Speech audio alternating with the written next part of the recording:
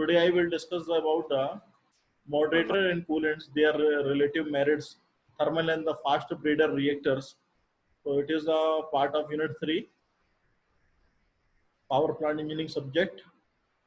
Outline of the today's lecture, that is the introduction of the moderator, introduction of the coolant, breeder reactor, working principle, working of the fast breeder reactor, types of the breeder reactor, and what is the main function of the moderator. जैसा कि moderator, it is the meaning of moderator means the slow down of the fast neutron. जितने भी neutrons निकल रहे हैं उनकी activities को slow down करने का काम करता है moderator. And the moderator should have the following properties, that is the high slowing down power. First is the properties, and second is the non-corrosiveness, and third is the high melting point for the solid and the low melting point for the liquids. Fourth is the chemical and the radiation stability, ये आपकी होनी चाहिए.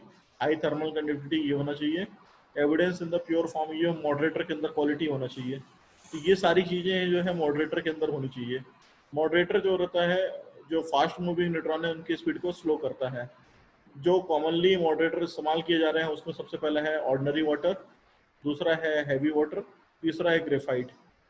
Coolant की यदि बात करेंगे तो coolant का जो मेन काम होता है, ये जितनी भी हीट प्रोड्यूस हो रही है न्यूक्लियर रिएक्टर में उसको रिमूव करने का रहता है. तो that can be transfer to the water in a separate vessel which is converted into the steam and runs the turbine. तो इस कूलेंट का इस्तेमाल यदि कहीं पे वाटर फ्लो हो रहा है तो वहाँ पे यदि हीट डेवलप हो रही है न्यूक्लियर रिएक्टर के अंदर, तो हीट से जो कूलिंग वाटर है वो आपको गर्म पानी में कन्वर्ट हो जाता है, गर्म पानी से स्टीम बन जाती है और उस स्टीम का इस्तेमाल टरबाइन को चलाने के लिए होता है. जो मेन कूलेंट इस्तेमाल किए जा रहे हैं वो है वाटर H2O, दूसरा है CO2, तीसरा है Hg, चौथा है हीलियम. ये 4 तरह के कूलेंट इस्तेमाल किए जाते हैं न्यूक्लियर पावर प्लांट में. इसके अलावा यदि कूलेंट की बात करेंगे तो मटेरियल यूज़ किया जा रहा है हीट को जितनी भी जनरेट हो रही है उसके लिए. तो हीट लिबरेट करने के लिए सराउंडिंग साइड पे कूलेंट का इस्तेमाल होता है. जनरली कूलेंट को पंप किया जाता है रिएक्टर के अंदर in the form of liquid और द गैसेस के रूप में भी करते हैं और लिक्विड के रूप में भी करते हैं. It is circulated throughout the reactor so as to maintain the uniform temperature. इसको यूनिफॉर्म जो है सर्कुलेट किया जाता है, या बोलना चाहिए रिएक्टर के अंदर थ्रू आउट सर्कुलेट होता है ताकि हम टेम्परेचर को मेंटेन कर सकें.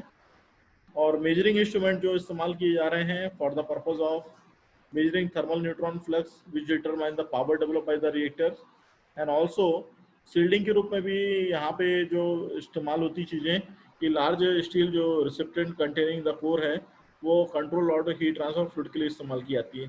तो shielding is the purpose of the कि वहाँ पे कितनी आपकी कंट्रोल लॉर्ड है, कितना हीट ट्रांसफर फ्लूइड हो रहा है, ये सारी चीज़ों का रिकॉर्ड रखने काम करता है.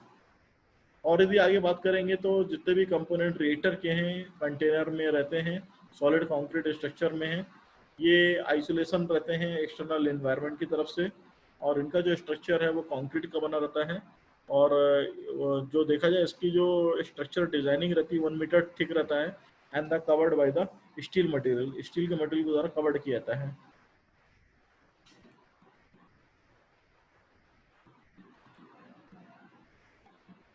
ब्रीडर रिएक्टर क्या होता है? A breeder reactor is a nuclear reactor that consumes the fissile and the fertile material. Breeder जो रिएक्टर होता है वो न्यूक्लियर रिएक्टर है जो कि फिसाइल और फर्टाइल मटेरियल को कंज्यूम करता है at the same time as it create a new fissile material. Same time ये न्यू फिसाइल मटेरियल को क्रिएट करता है. Breeders can be designed to utilize thorium which is the more evident than the uranium. Breeders का जो इस्तेमाल किया गया है, डिजाइन जो की आती है थोरियम का इस्तेमाल करने के लिए होती है जो कि बहुत ज़्यादा यूरेनियम से ज़्यादा अवेलेबल है. Production of the fissile material in a reactor occurs by a neutron radiation of the fertile material, particularly uranium-238 and the thorium-232. तो जितना भी फिसाइल मटेरियल का प्रोडक्शन हो रहा है वो बाय नेचुरल इरेडिएशंस के कारण हो रहा है, फर्टाइल मटेरियल के रेडिएशन के कारण हो रहा है, जैसा कि आप यूरेनियम-238 में देखते हैं और थोरियम-232 में देखते हैं. तो यहाँ पे वही चीज़ दिखाया गया है कि in the reactor this can be converted into the fissile material polystyrene 94, plutonium-239 and the uranium-92U33 respectively by the absorption of the neutron. ये सारी चीज़ें होती हैं. ये आपका जितना भी है बोलना चाहिए थोरियम वो काफ़ी ज़्यादा नेचर में अवेलेबल है. वर्किंग प्रिंसिपल जो होता है नॉन फिजनेबल जो मटेरियल रहता है वो इस तरह की वर्किंग रहती है. 92 यूरेनियम 238 में यदि एक न्यूट्रॉन की बम्बार्डिंग होती है तो आपका ये मिलता है 92 to 39 यूरेनियम मिलता है। फिर इस पे यदि प्रोसेसिंग करते हैं, नेप्थेनियम की प्रोसेसिंग करते हैं तो ये आपको नज़र आता है जो देख रहे हैं 239 93 NP। इस पर यदि वर्किंग करेंगे प्लूटोनियम और नेप्थियम की तो आपको साथ ही साथ में ये न्यूट्रॉन की बम्बार्डिंग करेंगे तो बेरियम और स्ट्रोनियम एंड द न्यूट्रॉन आपको यहाँ पे मिलेंगे। ब्रेडर रिएक्टर की यदि बात करेंगे तो यदि फ्यूजन की प्रोसेस को इनिशिएट कर रहे हैं U35 से तो it not only gives the heat but also free neutron. Under the certain condition, if the uranium-238 is placed in the reactor, these free electrons may be converted into the uranium-238 into the plutonium. This process is known as the breeding. These reactors are therefore known for the breeder utilizations. This is the breeder reactor, sodium radioactive. ये जो आप देख रहे हैं diagram, sodium non reactive, steam circuit, turbine, generator, condenser, cooling water, pump, high pressure pump, low pressure pump, इस तरह के जो अरेंजमेंट है ब्रीडर रिएक्टर के लिए अरेंजमेंट कहता है, जिसमें कि प्राइमरी और सेकेंडरी सर्किट लगा के हम जो स्टीम की जनरेशन है वो करते हैं। और बोलना चाहिए स्टीम की जनरेशन के कारण जो टरबाइन में आपको बगडन मिलता है उसका उपयोग जनरेटर को चलाने के लिए करते हैं। Working of the fast breeder reactor, simplest form type का फास्ट ब्रीडर रिएक्टर होता है जिसमें कि जो वेसल है उसमें काफ़ी ज़्यादा अमाउंट ऑफ प्लूटोनियम रहता है and it is kept without using the moderator. Moderator का इस्तेमाल नहीं होता है। A feasible material which absorb the neutron surround the vessel.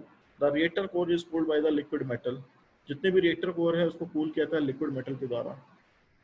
Necessary neutron shielding is provided by the use of light water, oil और the graphite. जितने भी necessary neutron है shielding है इनको लाइट वाटर के द्वारा दूर किया जाता है और ऑयल या ग्रेफाइट का यूज़ किया जाता है।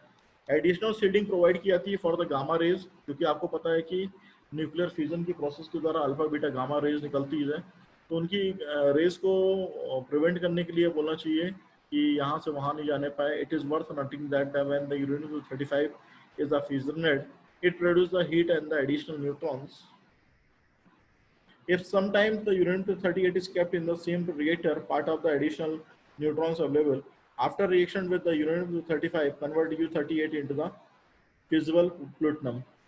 ब्रीडर रिएक्टर की बात करेंगे तो ये हाईली एनरिच फ्यूल इस्तेमाल करते हैं, लिक्विड मेटल कूल्ड होता है, no moderator use in the fast breeder reactor and the यूरेनियम-235 को जो कोर रहती है कंप्लीटली सराउंडेड बाय द यूरेनियम-238 and thus absorb the excess neutrons and therefore it is converted into the plutonium. The coolant is possibly liquid sodium or an alloy of the sodium or the potassium. Plutonium and the other isotopes are the produced in such reactions can further be used. Advantage होते हैं, no moderator is required, high breeding is possible, fuel burn up is high, since there is a no absorption risk. कोई भी moderator की requirement रहती है, high breeding होती है और जो फ्यूल बर्न अप हो रहा है हाई अप उसमें होता है, there is the no absorption risk. Disadvantage की बात करेंगे तो control becomes difficult at the extreme temperature since no moderator, power is not as high that of the external reactors, liquid sodium is the corrosive and the highly enriched fuel is needed. इसमें जो आपका reactor में requirement रहती है mainly कि enrich fuel की requirement है जो कि इजिली अवेलेबल नहीं हो पाता है, और लिक्विड सोडियम जो इस्तेमाल करते हैं वो कोरोसिव हो सकता है। जो पावर इस्तेमाल कर रहे हैं it is not high as a that of the thermal reactors and control become difficult at the steam temperatures. तो स्टीम टेम्परेचर्स में इसकी कंट्रोलिंग करना थोड़ी सी डिफिकल्ट होती है। Types of the breeder reactor की बात करेंगे तो फास्ट ब्रीडर रिएक्टर तो इसे FBR बोलते हैं। इसमें इनिशियल फ्यूल जो चार्ज रहता है प्लूटोनियम के रूप में रहता है, और जो नेचुरल या बोलना चाहिए इवन डिप्लीटेड टाइप का यूरेनियम भी इस्तेमाल कर सकते हैं as input to the fuel cycle. This fuel cycle has been termed as the plutonium economy. The thermal breeder reactor जो इनिशियल फ्यूल चार्ज है एनरिच यूरेनियम का, plutonium require only thorium as a input to its fuel cycle. Thorium का जो 232 का produce रहता है, uranium 233 after the neutron capture and the beta day के कारण आपस में चलता रहता है।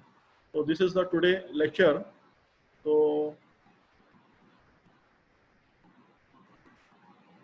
if you